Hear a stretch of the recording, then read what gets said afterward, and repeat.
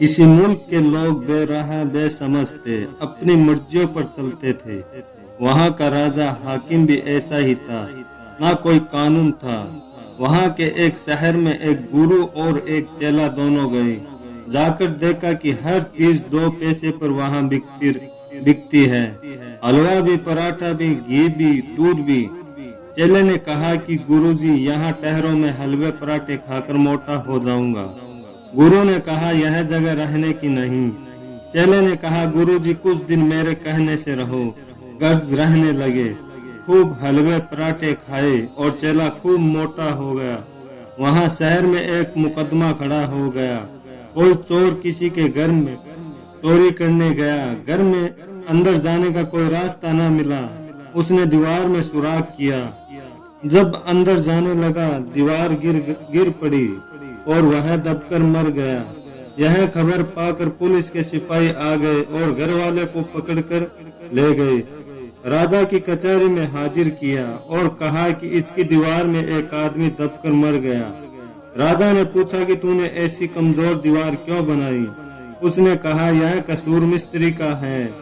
राजा ने कहा, जाओ बरी। फिर मिस्त्री को पकड़ लाए। उसने कहा, यह कसूर सक्के का है। उसने पानी बहुत डाल दिया, गारा पतला हो गया। राजा ने कहा, जाओ बरी। फिर सक्के को पकड़ लाए।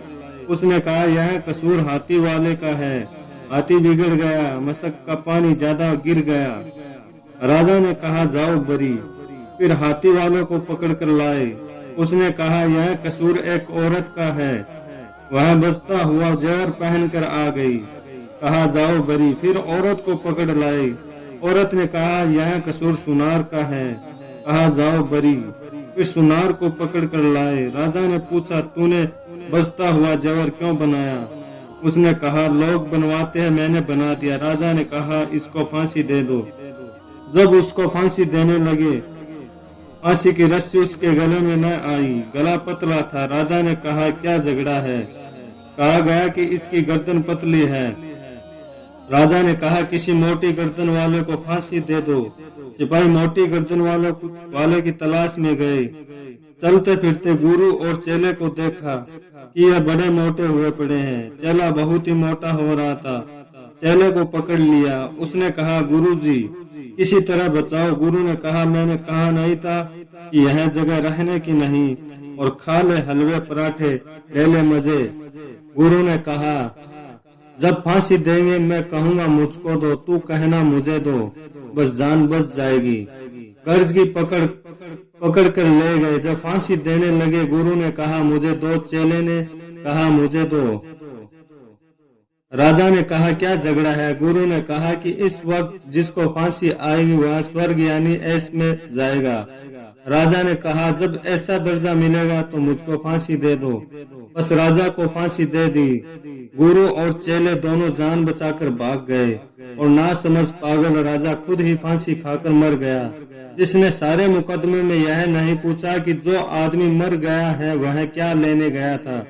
जब से यह किस्सा मशहूर है कि अंधेर नगरी तलपट राजा, यानी जैसी प्रजा अंधी वैसा ही हाकिम राजा अंधा। इस किस्से में प्रजा और अहले हुकूमत हाकिमों को सबक हासिल करना चाहिए। मुसलमान भाइयों और बहनों, देखो, रसूल पाक सल्लल्लाहु अलैहि वसल्लम ने फरमाया है कि जब लोग बुरे कामों को ऐलान या खुल्लम खुल्ला करने लगेंगे और शर्म व हया न करेंगे, अल्लाह की पकड़ से न डरेंगे, तो अल्लाह ताला का हैत अकाल, महंगाई और किस्म किस्म की बीमारियां और मुसीबतों में फंसा देगा और उन पर हाकिम भी जालिम और नासमझ मुकर्रर कर देगा। अंजाम यह होगा कि पब्लिक और हुकूमत वाले तबाह और बर्बाद हो जाएंगे। इसलिए प्रजा और अहले हुकूमत को चाहिए कि अल्लाह व रसूल की ताबेदारी करे, बुरे कामों को छोड़ दे, तौबा करे, अल्लाह ताला से माफी और बख्शीश मांगे।